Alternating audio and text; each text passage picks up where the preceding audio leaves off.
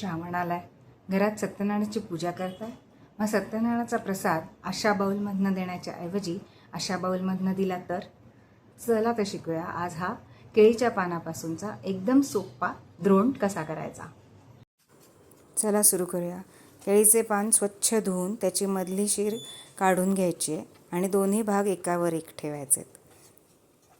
याआधी मी एक bowl share केला आहे. तुम्ही तो व्हिडिओ बघितला नसेल तर नक्की बघा. त्या व्हिडिओची लिंक मी डिस्क्रिप्शनमध्ये नक्की देते. दोन्ही केळ्यांचे पानांचे भाग मी एकावर एक ठेवलेत. एक छोटा बाउल घेऊन त्याचं माप घेतलं आहे. 4 बसले म्हणून मी 4 वेळेला फोल्ड केला आहे आणि तो गोल कापून घेतला आहे. आपल्याला केळीचे पानाचे गोल कापायचे आहेत.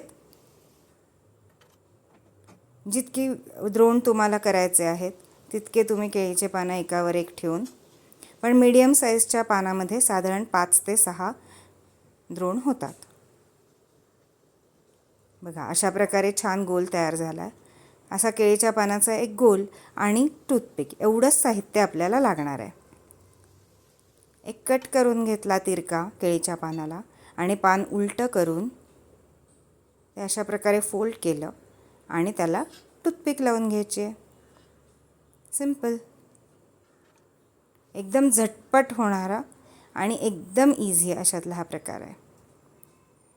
आता सावकाशपणे हा द्रोण उलटा करून घ्यायचा आहे, म्हणजे केळीच्या पानाची ज्या साईडने आपण खाऊ शकतो ती बाजू पुढे येईल. अशा प्रकारे पटापट मी पुढचे बाउल तयार करून घेतले. नमस्कार, मी मृण्मयी रचनात्मकमध्ये तुमचं स्वागत. असेच नवीन व्हिडिओ बघत राहायला चॅनलला नक्की सबस्क्राईब करा. चला, बोलता बोलता आपले द्रोण तयार झालेत. मस्तपैकी अशा बाउलमध्ये ठेवून देऊ शकता तुम्ही पूजेसमोर आणि अशा प्रकारे त्याच्यामध्ये घालून प्रसादही देऊ शकता. थँक्यू. भेटूया पुढच्या व्हिडिओमध्ये.